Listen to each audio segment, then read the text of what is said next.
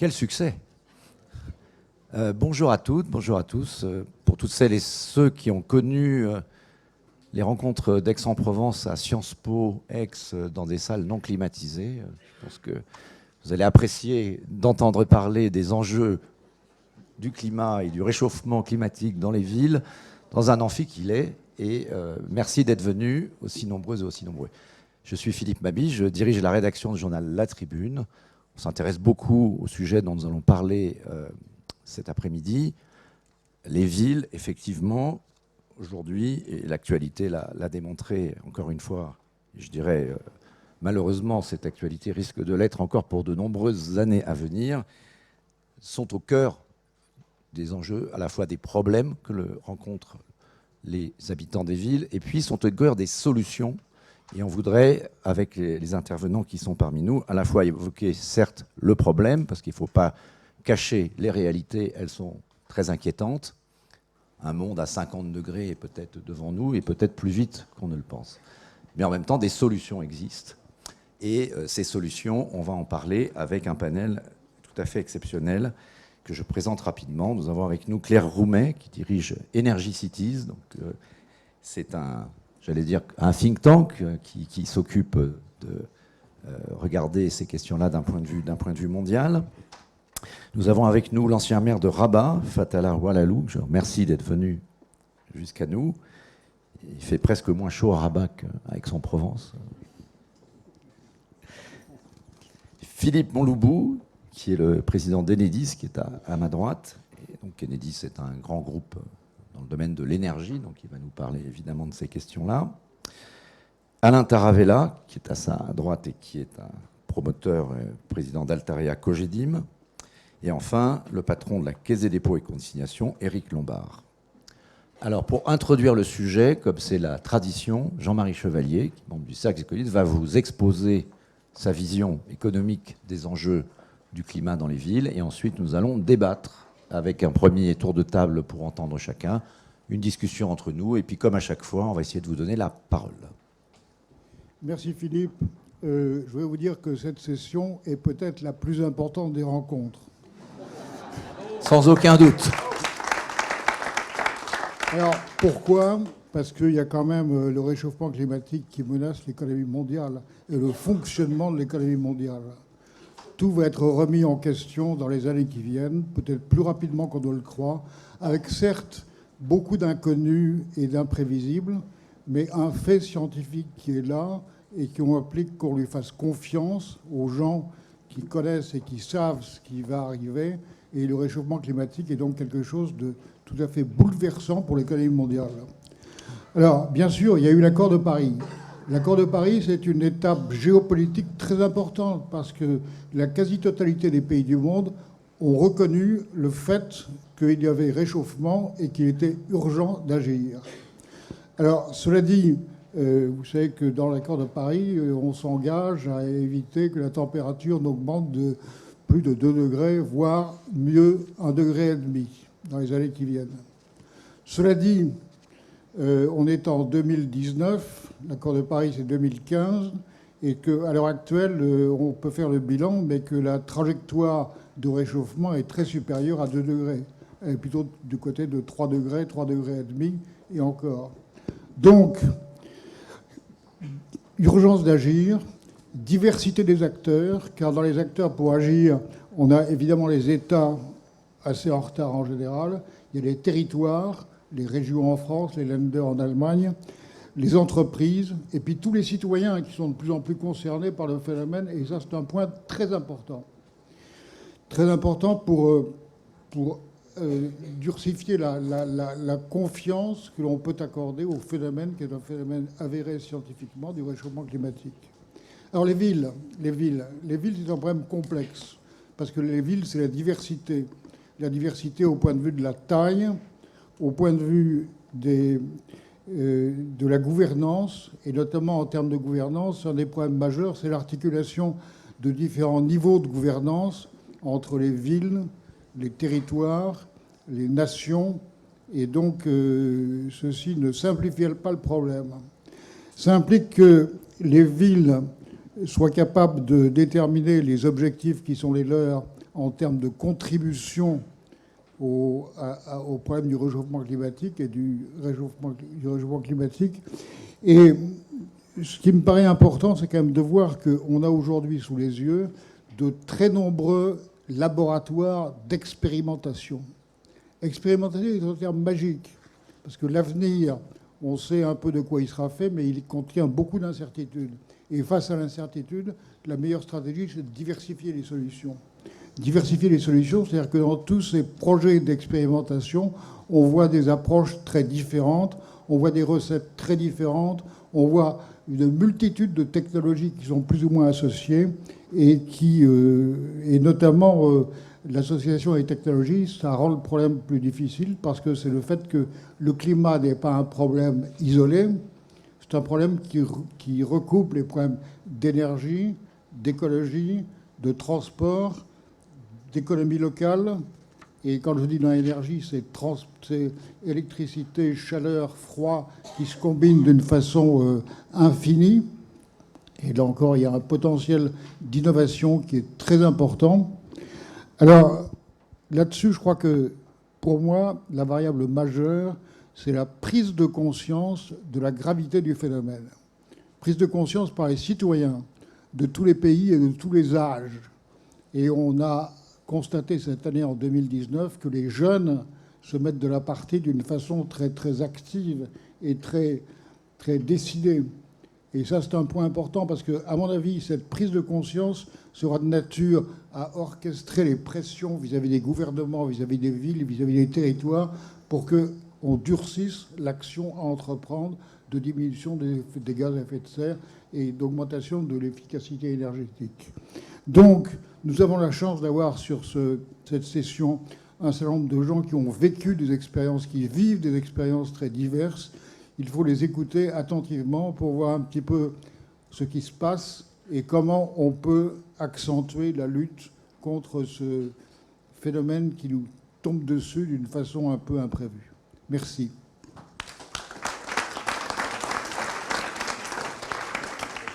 Merci Jean-Marie Chevalier. Alors, imprévu, je ne sais pas, parce que ça fait quand même quelques années que le GIEC nous annonçait que ça allait arriver. Mais là, c'est là. Claire Roumet, ce réchauffement climatique dans les villes, c'est aujourd'hui une réalité. Est-ce que les villes vont devenir invivables ? Qu'est-ce que vous nous dites là-dessus ? Et est-ce qu'on peut avoir un peu votre vision de cette situation ? En tout cas, c'est clairement une question que les maires se posent ou que l'on pose aux maires et qui finalement aujourd'hui interpelle énormément toute leur action. Elle est effectivement très portée sur les questions climatiques parce qu'ils sont interpellés au quotidien par les citoyens ou par les situations d'urgence qu'ils ont à gérer, que ce soit des urgences de chaleur, des urgences d'inondation, des urgences d'événements climatiques extrêmes. Donc ça c'est devenu quelque chose qui fait vraiment partie du quotidien. Donc je vais effectivement repartir d'un exemple très concret de ces mouvements de jeunes qui ont en Belgique, en Allemagne, en Suède, en France, demandé quasiment systématiquement à rencontrer leur maire. Et c'est un mouvement qui en général est très décentralisé, qui n'est pas un mouvement de capital, qui n'est pas un mouvement au niveau national, mais qui s'est incarné au niveau de chaque territoire. Et ils ont demandé à rencontrer le maire de Liège, les a rencontrés, le maire de Bruxelles les a rencontrés, la vice-présidente de Bordeaux Métropole les a rencontrés, et ils sont venus avec une liste qu'on aurait pu penser, une liste à la Prévert ou une liste pas forcément très construite ou totalement idéaliste de mesures qu'ils demandent donc à la métropole de prendre au plus vite. Et vraiment, je pense que toutes les équipes de Bordeaux Métropole et la vice-présidente ont été très surpris par la maturité des demandes qui leur sont faites, mais aussi de voir que quand bien même Bordeaux est quand même une des métropoles justement françaises qui est la mieux préparée, qui a un plan d'adaptation au changement climatique, alors que la plupart des métropoles n'en ont pas, qui ont vraiment pensé leur système énergétique au niveau territorial. Enfin, donc c'est vraiment déjà un territoire très avancé, en tout cas en termes de conceptualisation des potentiels et des besoins, et même de l'action, hein, parce qu'ils ont aussi beaucoup de moyens, donc ils sont en action. Pourtant, Quand elle a pu justement, elle a essayé de répondre en fait aux demandes. Il y en a 39 qui sont très précises, 39 demandes très précises sur des demandes politiques d'abord, de vraiment d'avoir une vision politique. Leur demande, c'est de dire les territoires de la métropole doivent baisser de 70% ses émissions à 2030, donc c'est bien plus que ce qui est proposé jusqu'à maintenant. Mais aussi en mobilité, dans le domaine de l'habitat et dans le domaine de l'aménagement urbain. Je vais juste vous en lire quelques-unes parce que je trouve que ça parle beaucoup mieux que si je vous fais des grands discours pour montrer justement la maturité dans, je pense, la société civile aujourd'hui de ces questions et combien on doit vraiment aussi prendre la mesure, surtout si, comme le thème de la conférence le montre, si on veut vraiment renouer la confiance, il faut être en capacité de répondre à ces attentes-là. Donc il y a des demandes qui sont à 2020, qu'un arrêté municipal oblige les parkings privés à réserver 40% de leur place en covoiturage et au vélo, et de monter à 60% en 2024. Que d'ici 2020, les véhicules thermiques personnels consommant plus de 3,5 litres soient interdits. Que dans les programmes des candidats pour 2020, l'interdiction des véhicules thermiques soit inscrit d'ici 2024, que dans le programme des candidats pour 2020, toutes les voies urbaines soient cyclables d'ici 2024 et en attendant qu'elles soient à 30 km/h. Ce sont des exemples. Que soient interdits et supprimés tous les panneaux publicitaires lumineux. Quelques autres, enfin je vais pas faire la liste entière, mais qu'immédiatement aucun pavillon individuel ne soit construit dans la métropole bordelaise et que les habitations collectives ne dépassent pas plus de 30 mètres carrés par habitant. Ce qui veut dire aussi que justement il y a une idée forte de sobriété, chose qu'on oublie systématiquement dans le débat climatique, et qu'il y a qu'on propose aussi des installations de récupérateurs d'eau. Il y a énormément de demandes sur l'agriculture urbaine, avec 60 hectares qui seraient proposés en potager urbain avant 2024. Donc, ça, on ne peut pas l'ignorer. On peut toujours dire... mais ce sont des demandes qui interpellent directement les élus locaux. Les élus locaux vont devoir y répondre et y répondront. Maintenant, c'est un peu de savoir comment est-ce qu'ils peuvent y répondre. Donc, la première des choses qu'ils ont fait, en réaction justement à cette interpellation, c'est directement aussi interpeller les niveaux supérieurs, parce qu'il leur manque énormément de compétences pour pouvoir finalement avoir une action structurée sur leur territoire.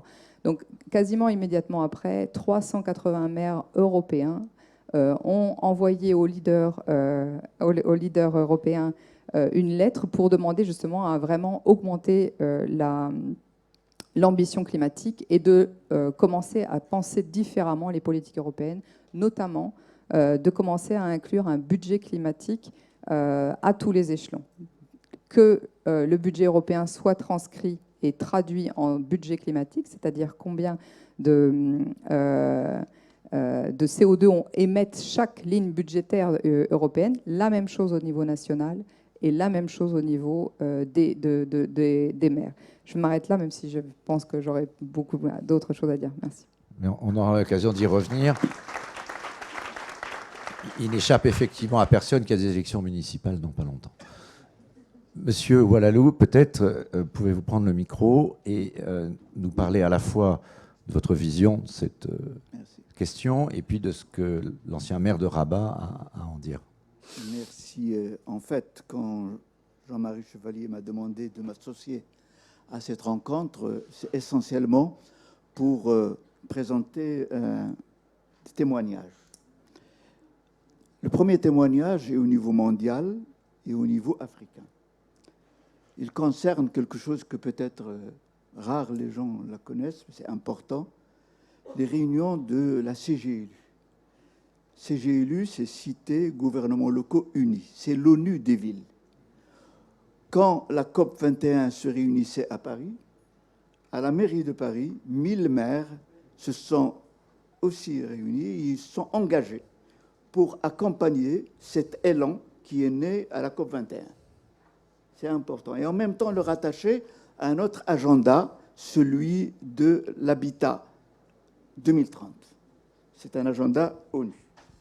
Et en fait, il s'agit là et en même une année après, la COP22 à Marrakech, en novembre 2016, c'est important de tenir compte de cette date, il y a eu la réunion de la section africaine de la CGU. C'est la CGUA. Et en novembre, à la même semaine, le président Trump venait d'être élu et il a déclaré qu'il allait se retirer de l'accord de Paris. C'est à ce moment-là que les villes, même les américaines, ont pris les choses en main. Et donc, heureusement que les villes ont à jouer ce rôle fondamental et essentiel. Et ils ont bien réagi.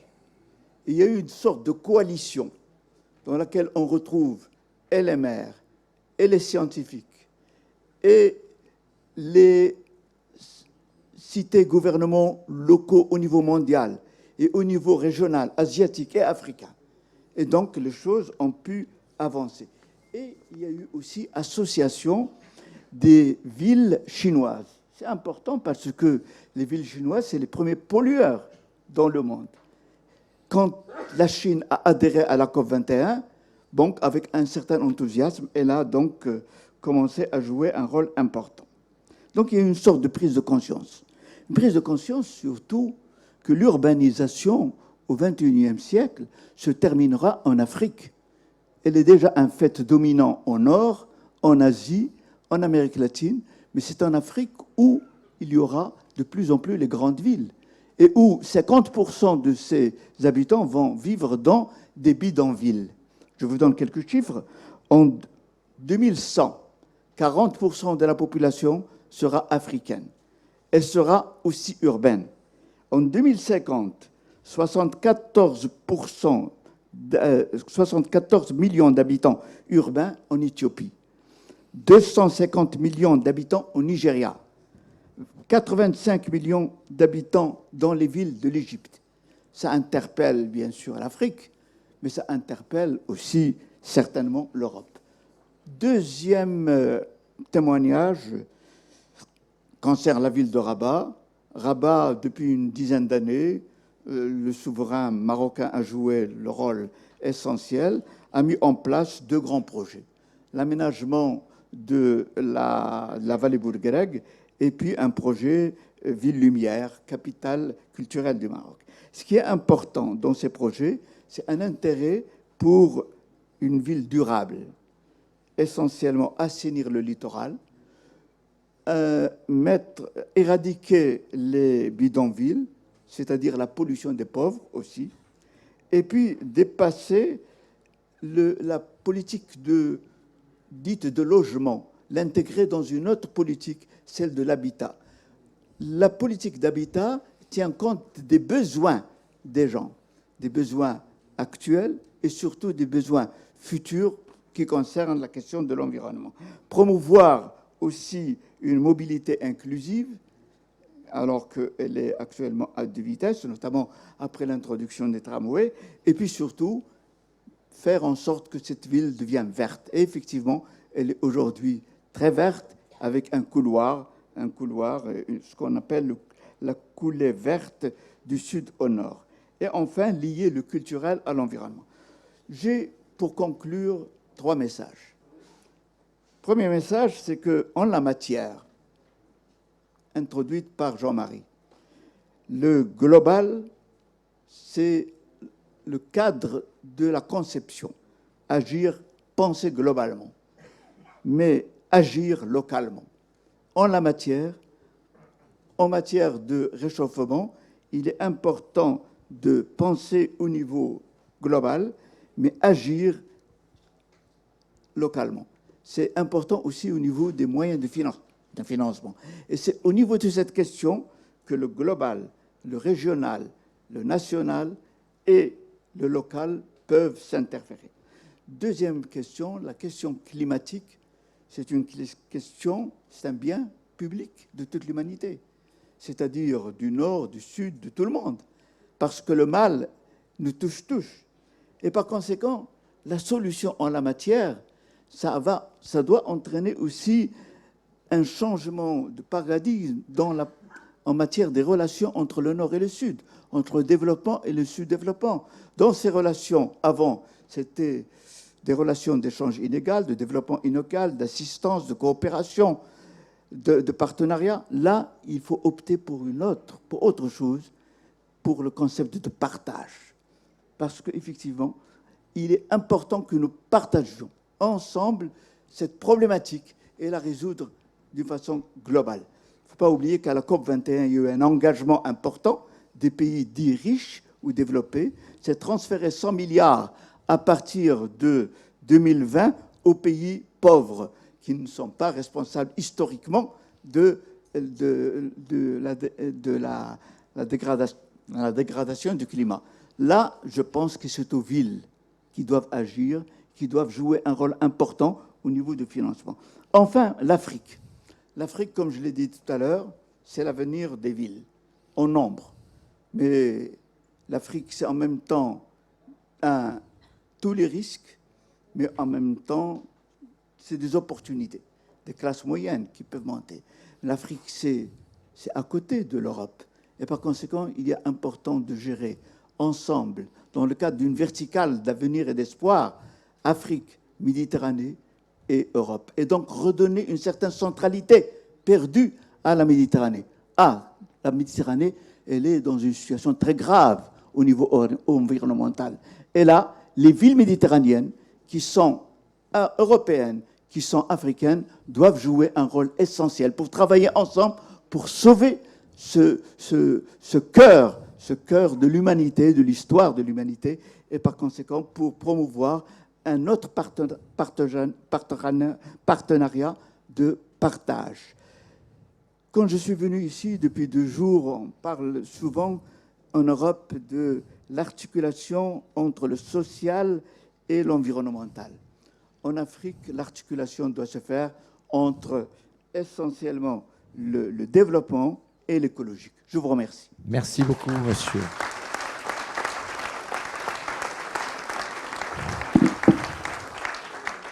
Merci pour votre témoignage. On va continuer le tour de table. Il faut quand même qu'on tienne les 5 minutes normalement par personne, mais vous êtes venus de loin et vous aviez des choses très importantes aussi à nous dire, mais nous sommes nombreux autour de la table. Alors on va écouter maintenant Philippe Monloubou, parce qu'on a parlé un peu de sobriété énergétique et d'efficacité énergétique, et ça c'est un peu votre affaire.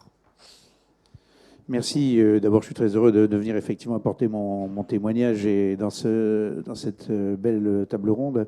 Peut-être qu'elle a également rapide mise en contexte. Quand on parle des villes aujourd'hui, il faut savoir qu'elles consomment aujourd'hui 2/3 de l'énergie mondiale. Il faut savoir qu'elles sont responsables de 70% des émissions de gaz à effet de serre et que dans 20 ans, ça a été abordé tout de suite, il y aura 1,4 milliard d'habitants de plus dans les villes. Alors on pourrait dire c'est terminé, on n'a plus d'espoir. Il faut savoir qu'en même temps, et j'aime bien citer ce chiffre à l'appui de ces quelques faits marquants, c'est que les 600 plus grandes villes du monde réalisent aujourd'hui plus de 50% de la croissance mondiale.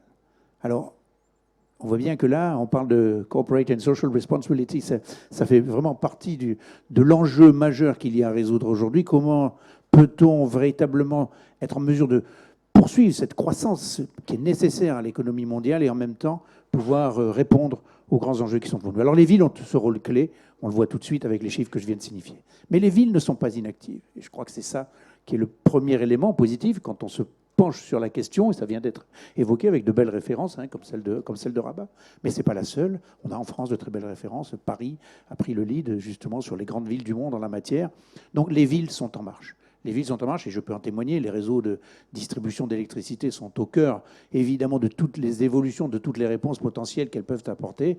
Alors certains pourront dire que c'est toujours insuffisant peut-être, mais il n'en demeure pas moins que je peux vous dire que toutes les villes en France en particulier, et en Europe et dans le monde, sont en marche. Ça, c'est un point, je dirais, qui est à mettre au crédit aujourd'hui de la COP21 en particulier, qui a transféré, je pense que M. Olalou vient de l'évoquer, mais la COP21, n'oublions pas, elle a transféré à la société civile la responsabilité de la mise en œuvre justement de la transition énergétique. C'est un événement, je dirais, de nature historique quand on le regarde. Et c'est en train d'être véritablement pris en charge par la société civile.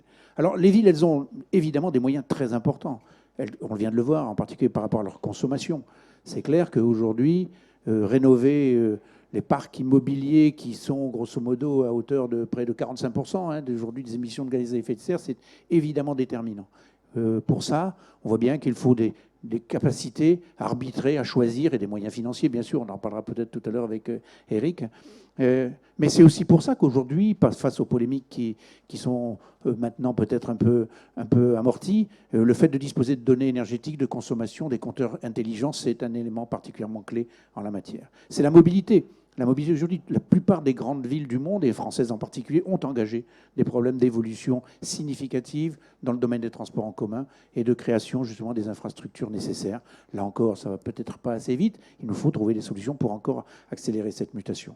C'est le choix des villes qui sont des prescripteurs, des donneurs d'ordre majeurs dans le choix, dans la commande en particulier, dans la prescription des mix énergétiques qu'elles souhaitent voir approvisionnés, qui est une question clé également dans les solidarités de territoire. On parlait beaucoup parlé de solidarité dans les différents ateliers durant ces 2 jours. C'est un élément clé qui permet de recréer probablement des solidarités entre territoires périphériques et territoires urbains centraux, car le mix énergétique n'existera que si justement, on peut faire appel à des territoires qui permettent d'approvisionner un ENR. Et puis, des solutions industrielles, bien sûr, dont les villes sont promoteurs, prescripteurs sur leurs propres installations et évidemment sur ceux qui viennent s'y installer encore en mode responsable, en mode acteur.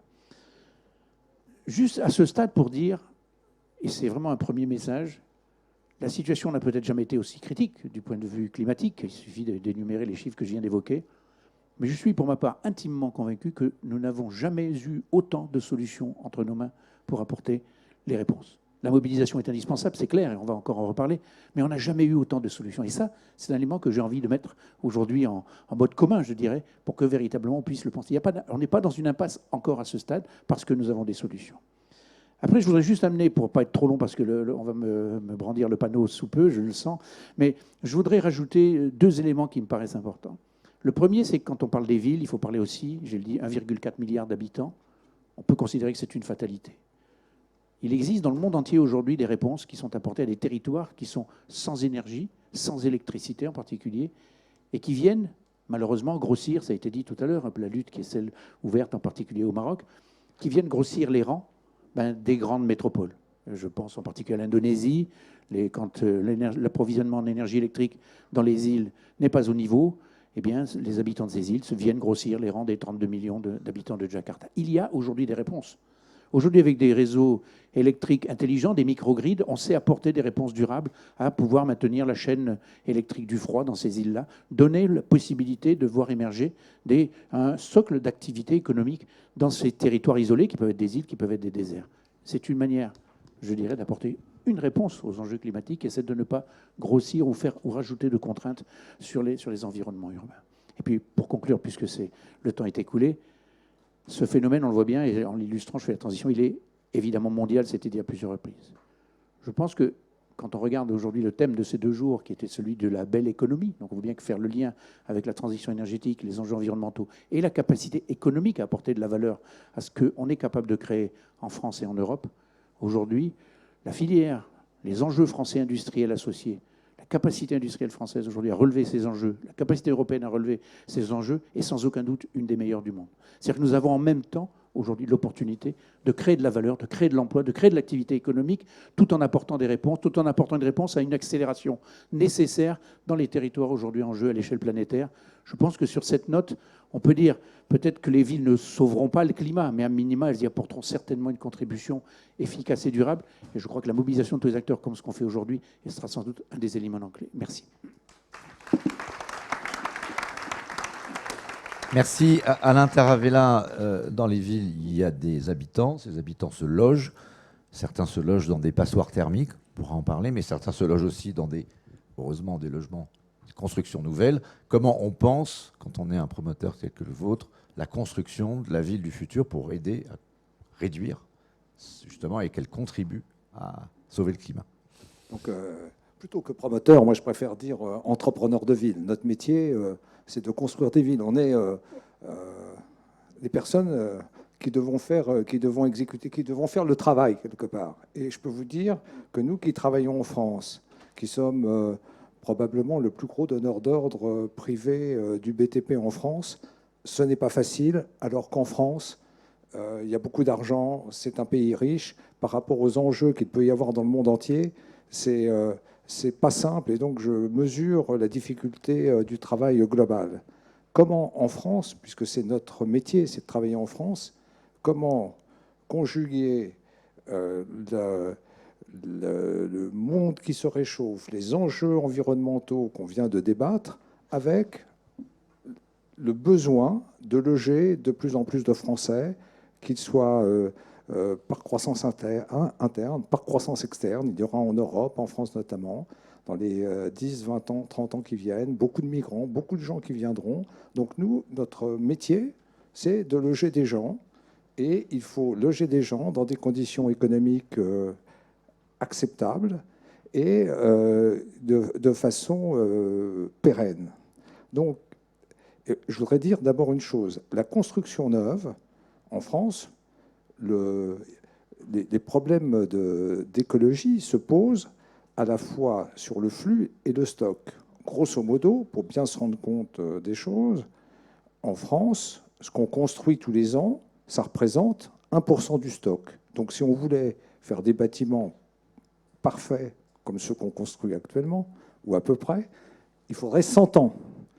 Le temps de la ville, c'est pas le temps, je le dirais, ce n'est pas le temps politique. C'est trop facile de dire il n'y a qu'à. Non.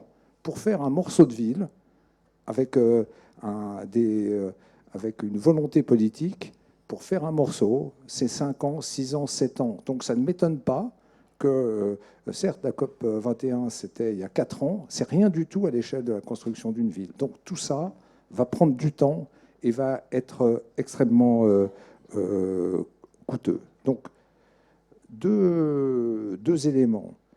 La ville, puisque la question, c'est de savoir comment la ville contribue à la solution pour le climat. La ville, c'est à la fois le problème et la solution.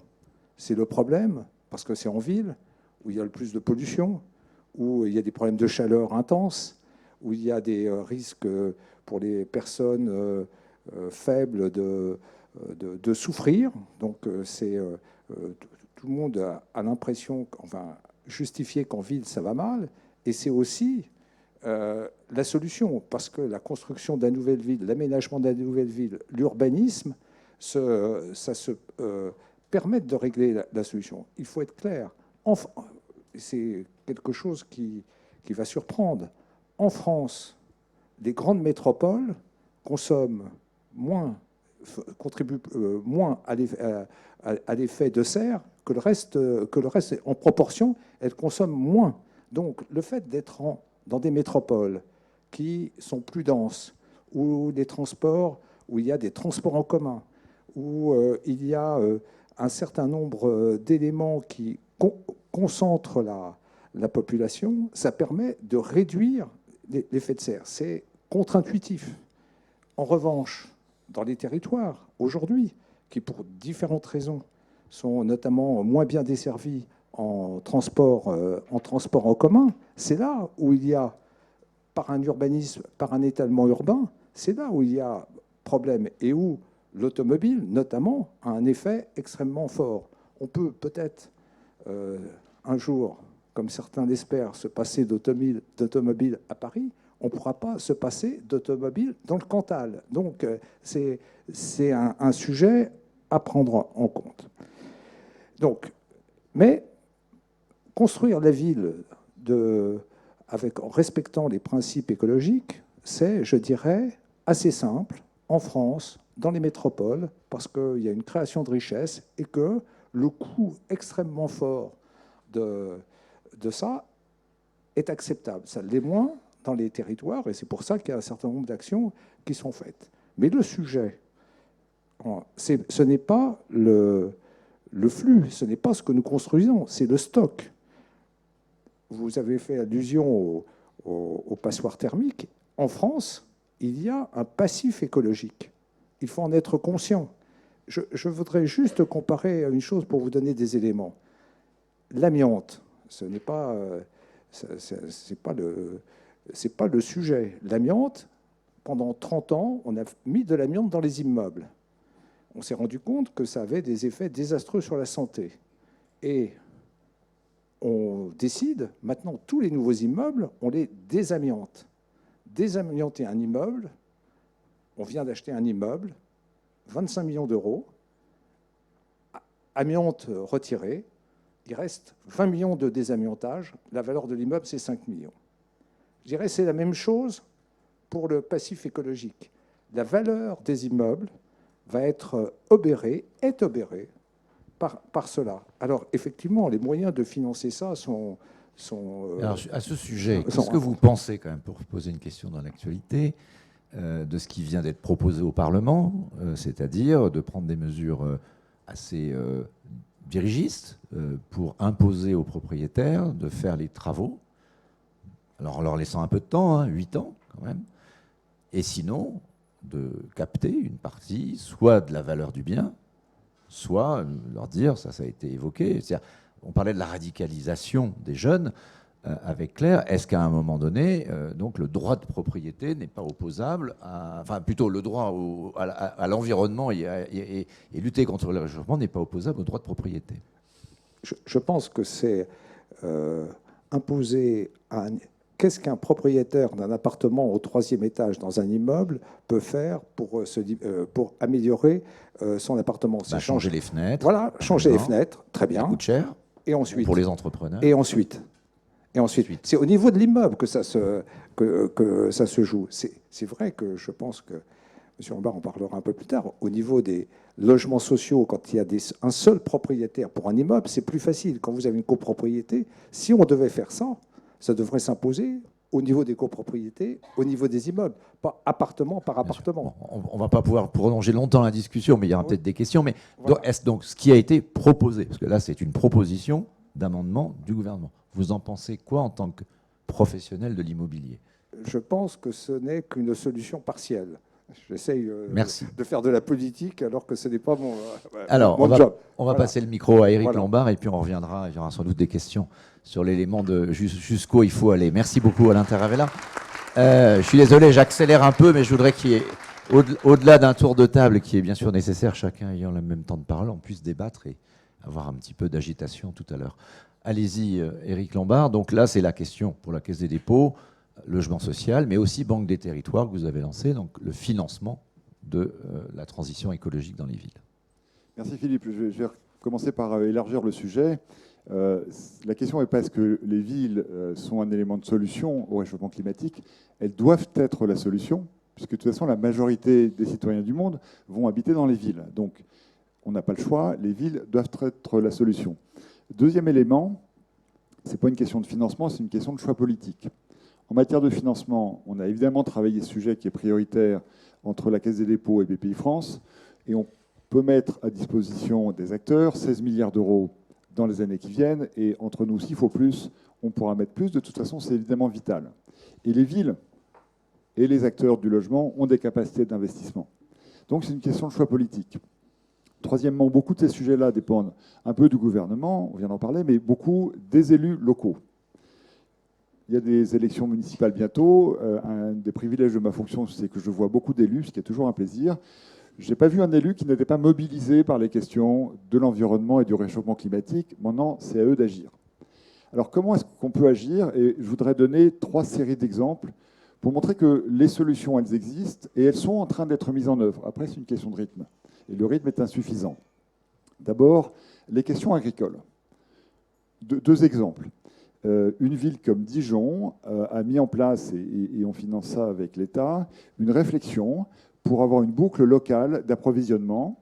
Leur idée est que dans les 10-15 ans qui viennent, l'approvisionnement alimentaire de la ville de Dijon soit assuré par des territoires qui sont à 30 km alentour. C'est-à-dire qu'on arrête de faire livrer en hiver des pêches qui viennent de loin en avion, c'est polluant. Donc ça, c'est extrêmement structurant et en plus, ça protège l'agriculture locale. Ils ont même d'ailleurs décidé de rendre un certain nombre de terres à l'agriculture en détruisant des logements vétustes. Alors comme c'est au sud de Dijon et que ça va être des terres à vin, c'est un peu plus facile, mais demain, on fera peut-être ça pour faire d'autres choses. Deuxième exemple, à Tours cette fois, des logements HLM qui sont construits avec, sur le toit, des serres pour faire des produits maraîchers, ce qui a l'avantage d'isoler l'immeuble, de faire de la rétention d'eau, de donner du travail aux gens qui vont s'en occuper. Enfin, ça n'a que des vertus positives.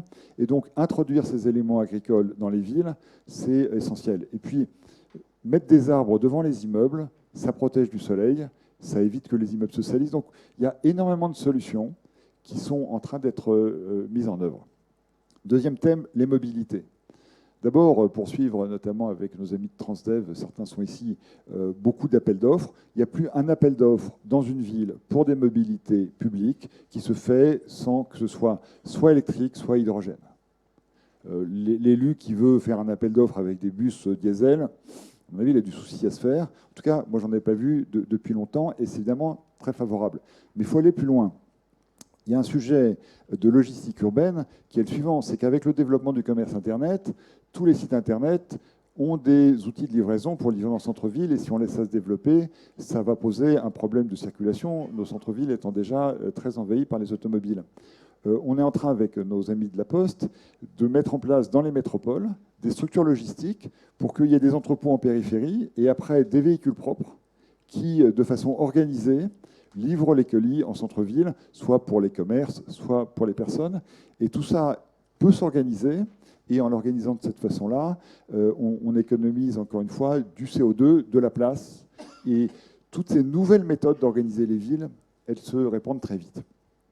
Puis j'en viens au troisième sujet qui est essentiel, parce que le logement et l'habitat, c'est une source essentielle de gaz à effet de serre. Alors d'abord, même si effectivement c'est lent, je voudrais insister sur les nouveaux immeubles qui sont construits. Maintenant, un nouvel immeuble, alors on ne le fait pas encore sur les tours, mais on peut le faire sur des immeubles de plusieurs étages, ils sont à énergie positive. Et ça va beaucoup changer les choses. Parce que ça veut dire quoi? Ça veut dire que l'immeuble, non seulement il produit sa propre énergie, mais il produit de l'énergie pour l'extérieur, qui peuvent se brancher sur les réseaux. Moi, dès que je vois passer un investissement dans un immeuble à la caisse, maintenant, je demande est-ce qu'il a énergie positive. Alors, quand il fait plus de 20 étages, on me dit que ce n'est pas possible. Mais évidemment, demain, ce sera possible. Et ça va changer l'organisation énergétique. Ça va d'ailleurs demander à ce que l'organisation de la distribution du courant soit organisée différemment. D'ailleurs, on peut coupler énergie positive et boucle locale. Dans un immeuble qu'on finance à Strasbourg, qui s'appelle Elitis, les logements, parce que c'est mesuré logement par logement, qui produisent plus d'électricité qu'ils n'en consomment, il y a une rémunération en monnaie locale, ce n'est pas des crypto-monnaies, c'est une monnaie locale pour s'alimenter sur les marchés de la région. Donc on peut coupler, et ça c'est vraiment l'organisation future des villes, et les jeunes sont très attentifs à ça, qui passe par ces bâtiments. Mais alors c'est vrai que les constructions neuves, ça ne se fait pas souvent. Et il y a un impératif qui est effectivement la rénovation énergétique des bâtiments, pas seulement du logement, aussi des bâtiments publics, les écoles. On a vu lors de la canicule que des écoles étaient fermées parce que les élèves ne pouvaient pas y tenir, tellement il faisait chaud à l'intérieur. Ça veut dire quoi? Ça veut dire que ces écoles sont mal isolées contre la chaleur, donc à l'évidence mal isolées contre le froid.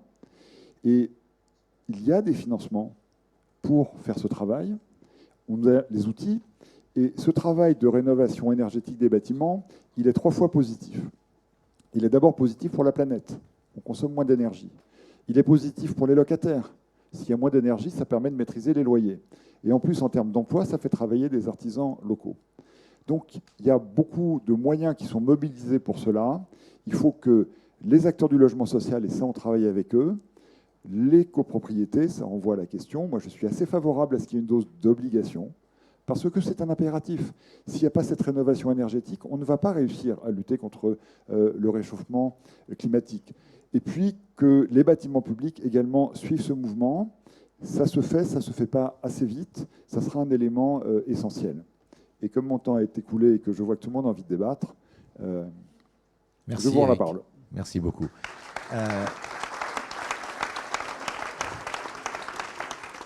Il nous reste, je crois, une dizaine de minutes. Il y a 2 options. Soit je donne tout de suite la parole à la salle. Est-ce qu'il y a beaucoup de questions dans la salle? Est-ce que vous avez envie de débattre? J'ai l'impression que oui. Donc je pense que plutôt que de monopoliser le micro, je vais vous le rendre.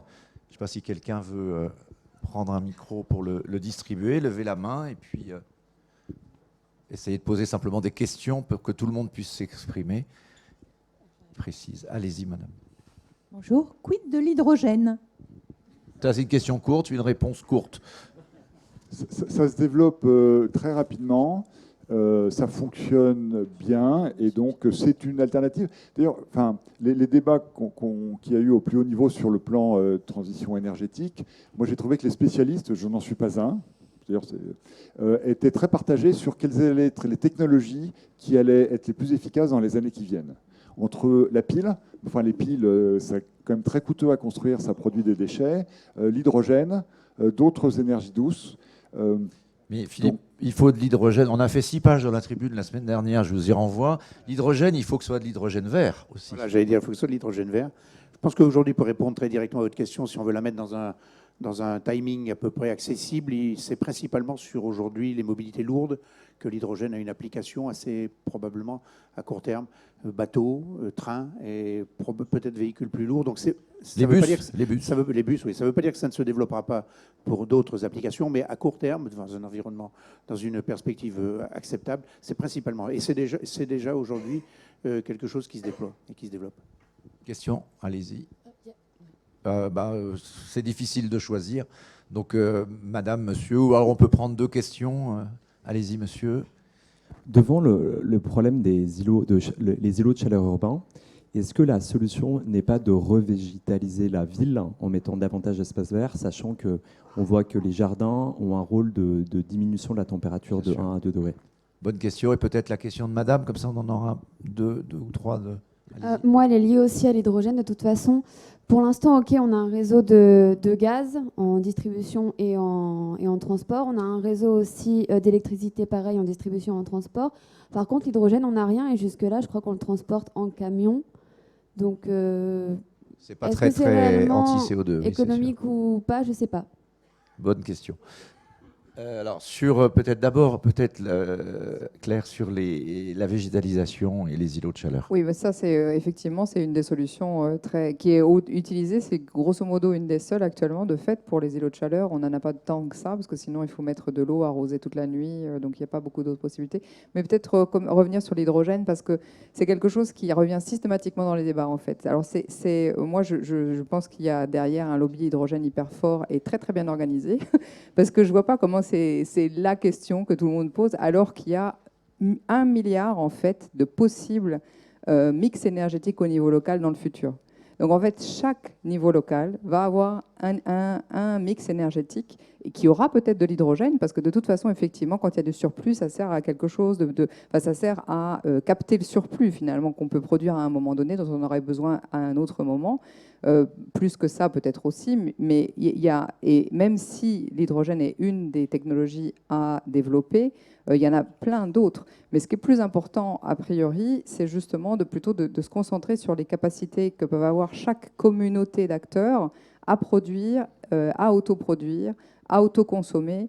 Il y a des directives européennes aujourd'hui qui permettent, vous, en tant que citoyen, de partager votre énergie avec vos voisins. Mais vos voisins, ça peut aller sur un périmètre relativement large, suivant de la façon dont ce sera transposé en droit français. Donc, il y a vraiment des tonnes d'autres choses à faire, d'autres que de développer seulement l'hydrogène, qui est donc une filière. Et l'idée de développer des filières, c'est justement ce qui nous a poussé à ne pas penser assez vite la transition énergétique. Parce que la transition énergétique, elle va être développée justement par rapport à la sobriété d'abord, de la ressource locale, de l'économie circulaire. Et tant qu'on pense filière et champion, dans le sens vraiment industrie, je crois qu'on loupe les opportunités qui existent. Merci. Peut-être Philippe, un mot sur l'autoconsommation, les smart grids, les mini-grids. Oui, non, mais je dis que ce n'est pas incompatible, ce que vient d'évoquer Claire, avec le fait de développer dans les moyens lourds, en particulier l'hydrogène, qui effectivement ne fait pas l'objet de réseaux et fera plutôt l'objet de stations de stockage, mais peut-être que tu pourras en dire un mot. Alors oui, l'autoconsommation et l'autoproduction, en fait, ce sont aujourd'hui des faits qui se développent, encore assez peu en France, il faut bien le reconnaître, au niveau des chiffres, mais beaucoup plus dans certains pays d'Europe. Donc déjà, ça se développe beaucoup à l'échelle individuelle, et le fait est que tant contractuellement qu'au niveau du comptage de l'énergie, les choses sont facilitées. Donc, j'allais dire, n'importe qui, dès lors qu'il investit sur son toit, devient autoproducteur, autoconsommateur. Donc, c'est grandement facilité, et la loi l'a permis. Quant à l'autoproduction et consommation à une maille un peu plus large, effectivement, donc la récente loi Pacte qui vient de le développer, va encore, dans les semaines qui viennent, probablement, ou mois qui viennent, donner encore un peu plus d'espace. Donc c'est sans aucun doute une évolution à prendre en compte. Merci. Ah, pardon, je vous donne la parole, mais je crois qu'il y avait un témoignage. Oui, merci. Éric Meunier d'Alca. Juste pour rebondir sur ce que dit Philippe Monloubou, effectivement, il y a des solutions qui existent dans la transversalité entre les différents réseaux de chaleur et électrique. On ne sait pas bien stocker l'électricité, ça coûte cher, les batteries, mais en termes de chaleur, à Lyon notamment, dans le réseau, on a près de 2 ou 3 000 équivalents de ballons d'eau chaude qui peuvent servir d'appoint après pour fournir de l'électricité au réseau électrique. Donc il y a des solutions qui existent. Je voudrais juste revenir sur la rénovation des bâtiments. On a parlé du 1% de construction nouvelle tous les ans. Et sur le stock, on voit qu'il y a de l'argent, on voit qu'il y a des volontés politiques qui peuvent manquer. Mais est-ce que le temps de retour sur investissement n'est pas trop long? Parce qu'on voit bien qu'il y a de l'argent. Éric, tu parlais de 15, 16 milliards possibles, mobilisables. On voit bien que chaque gouvernement, depuis la COP21, s'essaye à annoncer des plans de rénovation de 300, 500 000 bâtiments par an, et on n'y arrive pas. Alors qu'est-ce qu'il faudrait faire pour passer véritablement à la vitesse supérieure? Éric et Alain. Il faudrait admettre qu'il n'y a pas de retour sur investissement, mais que c'est pour la planète. Il faudrait admettre qu'on a besoin de faire ces travaux, qu'ils sont indispensables, et qu'il y a un petit retour, parce que les économies de consommation ne sont pas complètement négligeables, mais ne permettent pas de rentabiliser des choses. C'est un confort, c'est une nécessité. C'est une nécessité. Il n'y a pas un retour sur investissement correct là-dessus, mais il faut le faire quand même. Oui, il y a une autre raison. Aujourd'hui, les enveloppes qui sont à disposition sont sous conditionnalité, et le parcours client pour obtenir ces enveloppes, que ce soit pour un ménage ou pour un organisme, est un truc, on a retravaillé ça récemment, qui est absolument infernal. Donc, sur les organismes, on est en train d'y travailler pour que ce soit plus facile d'accès pour eux. Et sur les ménages, je vois Philippe Val qui nous rejoint, on est en train de travailler avec la Poste précisément pour avoir des offres simplifiées pour que les ménages puissent faire cela. Parce que, en réalité, pour un ménage, dans une passoire thermique, le retour est assez rapide. Et puis en plus, il y a un retour aussi en confort. Ça évite d'avoir froid l'hiver et chaud. Donc on peut certainement améliorer la mise en place de ces outils. Mais juste un mot, Alain, la mesure qui est envisagée, il y a un vrai sujet entre les villes, j'allais dire le monde rural. La rente, alors en plus, tout dépend des villes. À Paris, où le prix a été butué par 2, 3, 4, 5, 6, capter une partie de la valeur pour dire aux gens il faut faire les travaux et les obliger, c'est pas la même chose si c'est un pavillon de banlieue.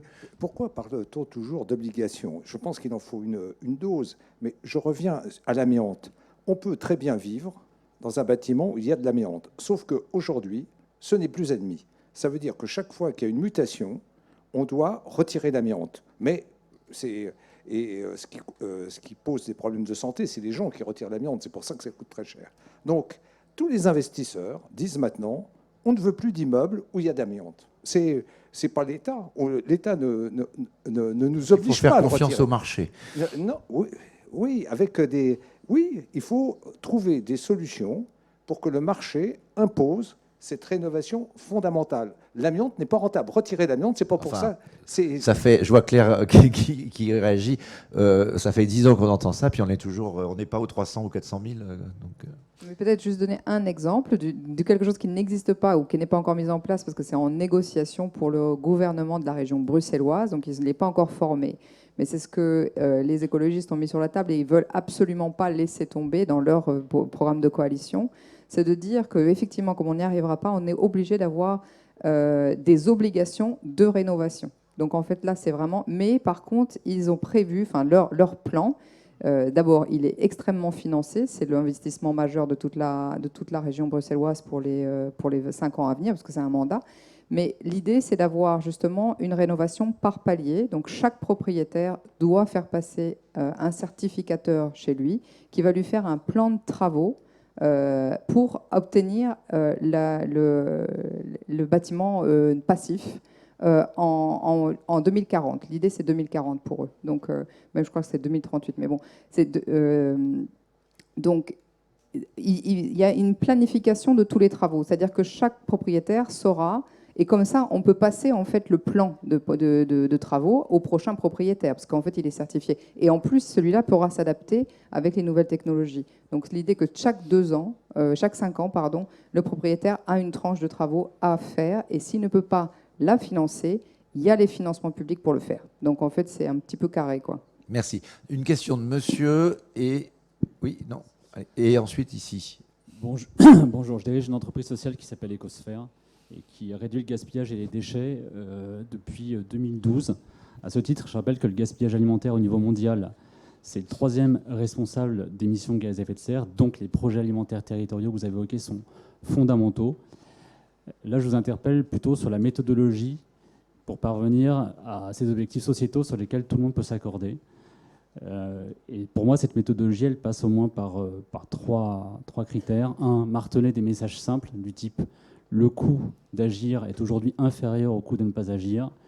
Deuxièmement, par la recherche de la cohérence. Parce qu'on peut aussi effectivement manifester pour le climat et être accro de l'achat du dernier iPhone.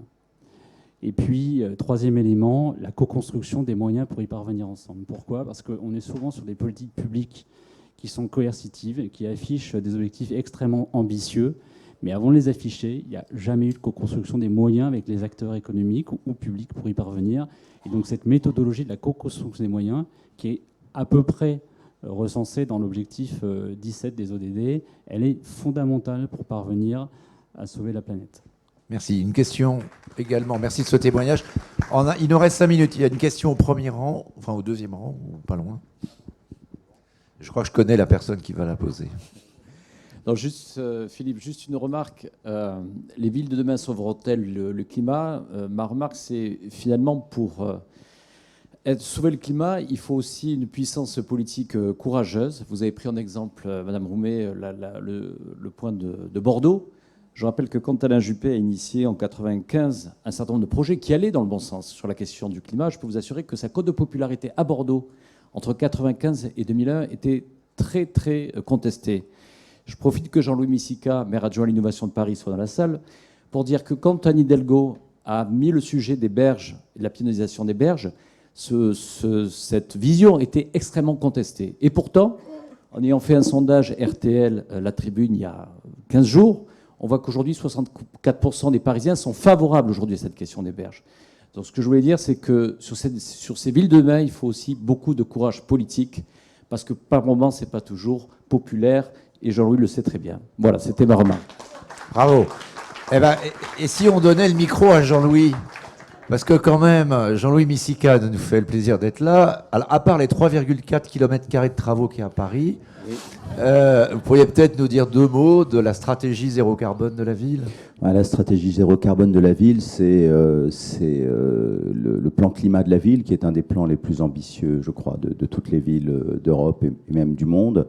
Et c'est une stratégie, j'insiste là-dessus, qui est sérieuse, c'est-à-dire, comme vous l'avez très bien dit, madame, que les étapes que nous avons posées permettront d'atteindre le zéro carbone et l'énergie positive à l'horizon 2050. Alors je voudrais juste faire 2 remarques. La première, c'est que nous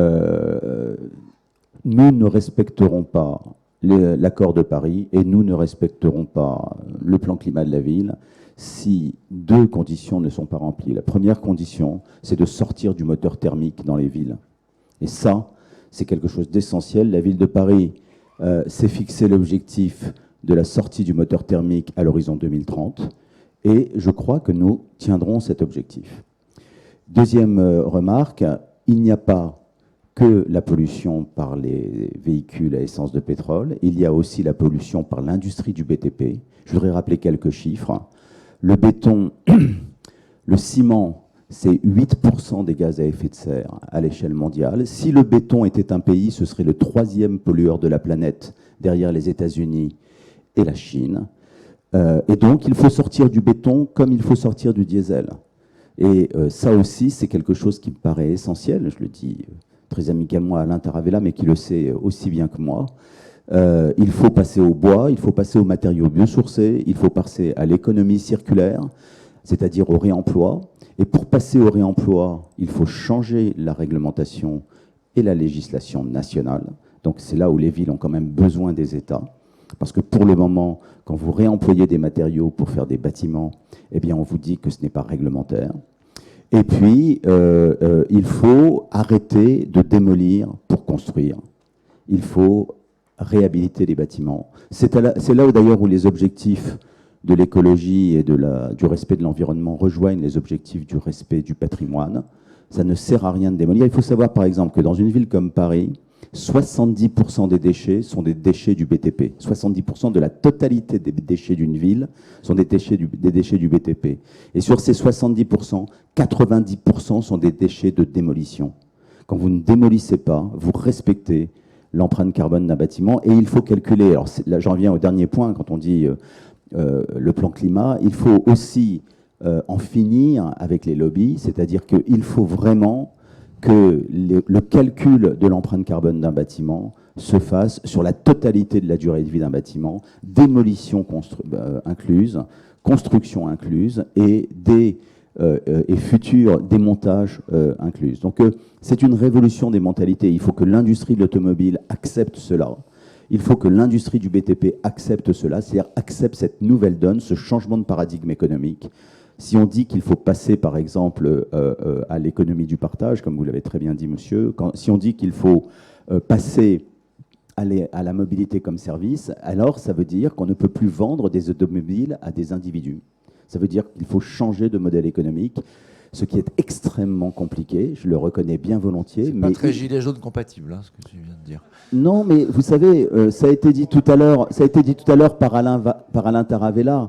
La question de la mobilité dans les villes, dans les zones denses, dans les villes, n'est pas la même que la question de la mobilité dans les zones rurales et les zones urbaines. Donc il faut avoir deux types de mobilité. Ce que je voulais dire, Jean-Louis, c'est qu'il y a une expérience qui se met en place au 1er juillet, la zone à faible émission, Paris, l'approche banlieue, pas toute d'ailleurs, tout le monde n'a pas signé, mais une partie autour de l'A86, pour parler de Paris. Mais qu'est-ce qu'on fait du reste de l'Île-de-France et qu'est-ce qu'on fait des autres qui veulent passer? Comment est-ce qu'on arrive à réussir cette transition? Mais attendez, d'abord, il faut savoir, regardez une carte de la pollution sur l'Île-de-France.